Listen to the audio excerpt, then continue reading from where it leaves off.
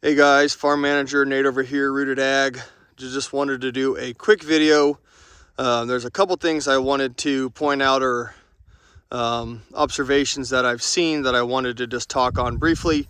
One on our own operation, making sure the cows are going to be okay in this area until we get a little nicer weather break that we can move them.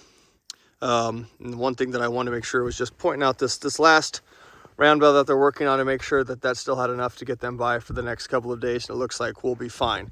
I'll check them tomorrow, but that is looking like it's going to be okay.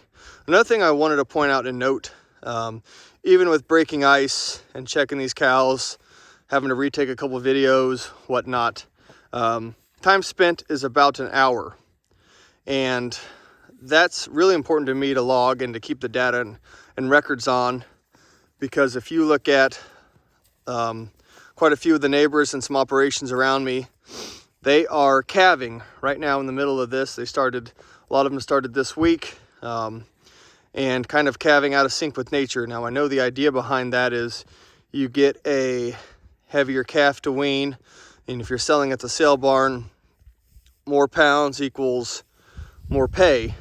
But that necessarily doesn't mean that that's the right thing for your operation. How many cows and calves are struggling trying to calve out here in this type of weather?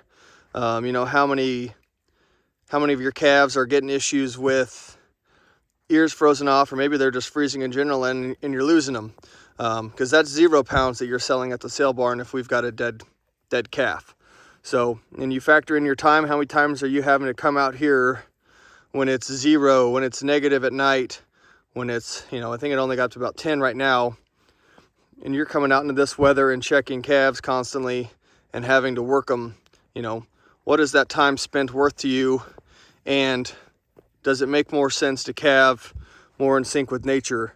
I think it does. And I think if you track the data on your own operation and you were looking at how much is spent, and you broke down the cost of changing to more of a summer calving or a later in spring calving season, what benefits that's going to give to you guys. That's some hard data that I think a lot of producers need to look at and to track and to see, does it make sense to change our calving season? Are we going to have, more calves on the ground? Are they going to be in better condition? Are we going to have, like I said earlier, less frozen ears or less calves that don't make it because you're getting calved out in a blizzard?